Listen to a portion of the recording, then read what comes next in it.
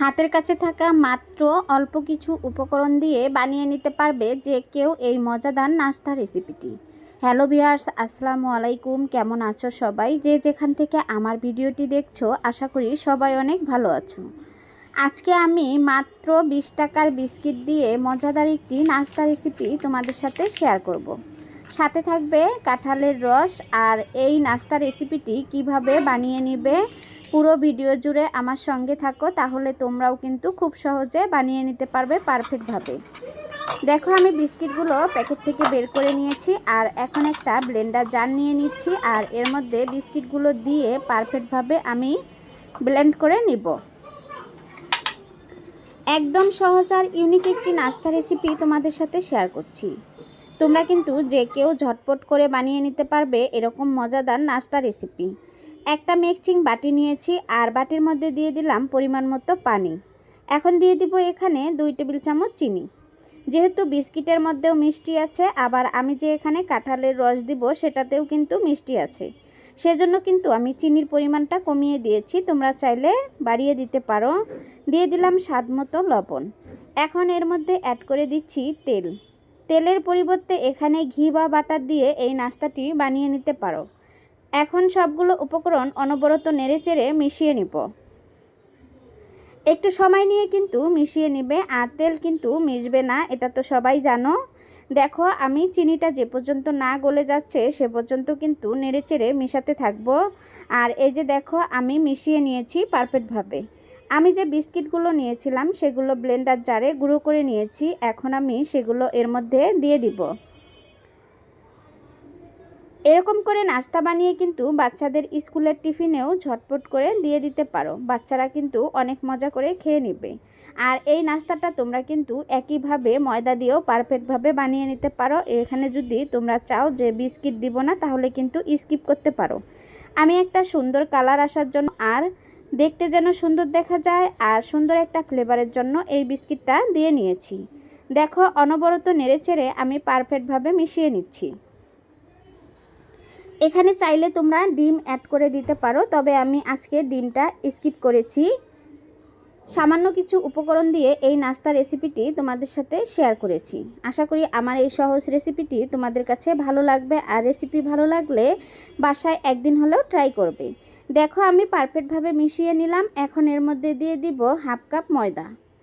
তোমরা যদি নাস্তার পরিমাণটা বাড়িয়ে করতে চাও তাহলে কিন্তু ময়দার পরিমাণ এখানে বাড়িয়ে দিতে পারো।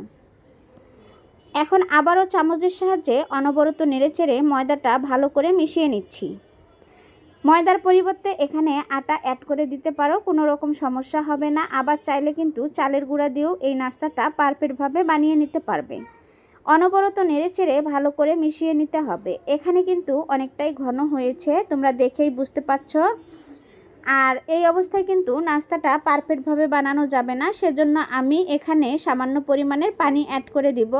তোমরা যদি চাও পানির পরিবর্তে এখানে লিকুইড দুধ দিয়ে নিতে পারবে। আমি সবসময় চেষ্টা করি তোমাদের মাঝে নতুন আর ইউনিক কিছু নাস্তা রেসিপি নিয়ে হাজির হওয়ার জন্য। জানি না আমার এই সহজ রেসিপিগুলো তোমাদের কাছে কতটুকু ভালো লাগে। যদি ভালো লাগে তাহলে অবশ্যই কমেন্টের মাধ্যমে জানিয়ে যাবে। আর যদি অন্য কোনো রেসিপি দেখতে চাও সেটাও কিন্তু কমেন্টের মাধ্যমে জানিয়ে দিতে পারো। চামচের সাহায্যে মিশাতে আমার অনেকটাই সমস্যা হচ্ছিল, সেজন্য এই দেখো আমি এভাবে মিশিয়ে নিচ্ছি। এভাবে কিন্তু মিশালে অনেকটাই পারফেক্ট আর সফট হবে ব্যাটারটা।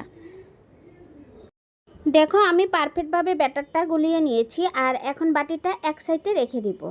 এখন আমি যে কাঁঠালের যে পিউরিটা নিয়েছি সেটা এই যে দেখো একটা বাটিতে নিয়েছি আর অফ ক্যামেরায় কিন্তু আমি বের করে নিয়েছি। এখন চলে আসলাম চুলায়। চুলায় একটা প্যান বসিয়ে দিয়ে দিব সামান্য পরিমাণে তেল। এই নাস্তাটা কিন্তু তেল ছাড়াও ভাজা যায়, তোমরা চাইলে কিন্তু অল্প পরিমাণে তেল এখানে দিয়ে নিতে পারো। দেখো, আমি অল্প পরিমাণে তেল দিয়ে ব্রাশ করে নিচ্ছি। এই তেল দেওয়ার কারণে নাস্তাটা খুব সুন্দরভাবে উঠে আসবে, সেজন্যই দেওয়া। এই যে দেখো, আমি পরিমাণ মতো ব্যাটার দিয়ে এভাবে দিয়ে দিচ্ছি। তোমরা যদি নাস্তাটা বড় করে বানাতে চাও তাহলে কিন্তু ব্যাটারটা আরও বেশি করে দিতে পারো। আর অসংখ্য ছিদ্রযুক্ত কিন্তু এই নাস্তাটা, তোমরা দেখেই বুঝতে পারছো। আমি যে কাঁঠালের রসটা নিয়েছিলাম সেটা এর মধ্যে দিয়ে দিচ্ছি। এরপর আমরা যে পাটিসাপটা পিঠা বানাই সেভাবে ভাঁজ দিয়ে নিব।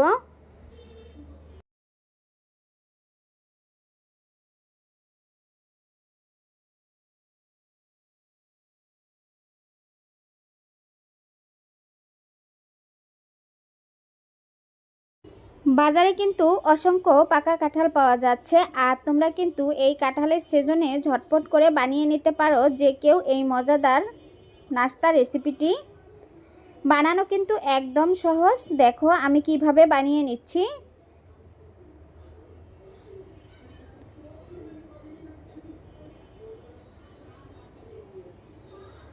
দেশ এবং দেশের বাইরে যে সকল ভাইয়া আপু আঙ্কেল আন্টিরা আমার ভিডিওটি দেখো, সবাইকে অসংখ্য অসংখ্য ধন্যবাদ। যারা নতুন আমার চ্যানেলে ভিজিট করেছো, ভালোবেসে চ্যানেলটি সাবস্ক্রাইব করে দিয়ে পাশে থাকা বেল আইকনটি অন করে রেখে দিবে। যে কোনো সময় কিন্তু সুযোগ করে আমার ভিডিওগুলো দেখে নিতে পারবে, আর আমিও চলে যাব তোমাদের পরিবারে। এক এক করে সবগুলো নাস্তাই আমি পারফেক্টভাবে বানিয়ে নিচ্ছি। একটু সময় নিয়ে ধৈর্য ধরে এই নাস্তাগুলো পারফেক্টভাবে বানিয়ে নিবে, তাহলেই দেখবে অনেকটাই পারফেক্ট হবে আর অনেকটাই ক্রিস্পি হবে। আমরা যেভাবে পাটিসাপটা পিঠা বানাই সেভাবেই কিন্তু বানিয়ে নিচ্ছি। দেখো তোমরা দেখেই বুঝতে পারছো। তোমরা চাইলে কিন্তু আরও বড় করে বানিয়ে নিতে পারো, সেটা তোমাদের উপর নির্ভর করবে তোমরা কতটুকু করে বানাবে। দেখো অসংখ্য ছিদ্রযুক্ত কিন্তু এই পিঠাগুলো, আর দেখতে কিন্তু অনেক লোভনীয় হয়েছে, আর খেতেও কিন্তু অনেক মজা হয়েছিল। তোমরা বানালে অবশ্যই পরিমাণে একটু বাড়িয়ে বানাবে, তা না হলে কিন্তু দেখবে যে এটা খাওয়ার সময় ভাগেই পাবে না, এতটা মজা হয় এই নাস্তাটা। বিস্কিট আর সামান্য কিছু উপকরণ দিয়ে যে এত মজাদার একটি নাস্তা রেসিপি বানানো যায় আমিও আগে জানতাম না। যখন বানিয়েছি তারপরে বুঝতে পেরেছি যে এই নাস্তাটা কতটা লোভনীয় আর কতটা মজাদার। আমার বাচ্চারা তো ভীষণ পছন্দ করেছে, কারণ এখানে চকলেট ফ্লেভারের একটা বিস্কিট নিয়েছি সেজন্য, আর বাচ্চাদের কিন্তু চকলেট ফ্লেভারের যে কোনো জিনিস ভীষণ পছন্দ। দেখো আমি এক এক করে সবগুলো বানিয়ে নিচ্ছি।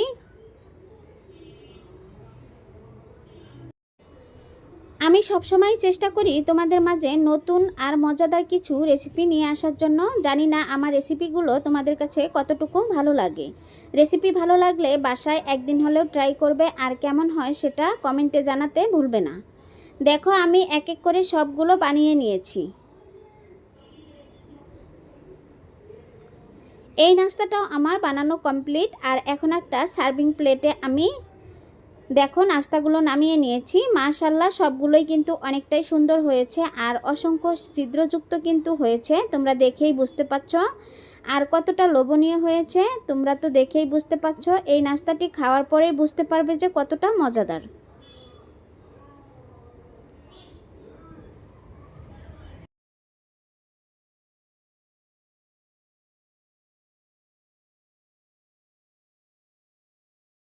একটা তোমাদেরকে কেটে দেখিয়ে দিচ্ছি কতটা পারফেক্ট হয়েছে, আর ভিতরে পুর ভরা এই মজাদার নাস্তা রেসিপিটি দেখো। অবশ্যই কিন্তু এই কাঁঠালের সিজনে একদিন হলেও বাসায় ট্রাই করবে, আর কেমন হয় সেটা কমেন্টে জানিয়ে দিবে। আর রেসিপি ভালো লাগলে ভিডিওটি ফ্রেন্ড এবং ফ্যামিলির সাথে শেয়ার করে দিয়ে তাদেরকেও দেখার সুযোগ করে দিবে। আজকের মতো এখানেই বিদায় নিচ্ছি, আবারও কথা হবে অন্য কোনো ভিডিওতে। এ পর্যন্ত ভালো থাকবে, সুস্থ থাকবে, আল্লাহ হাফেজ।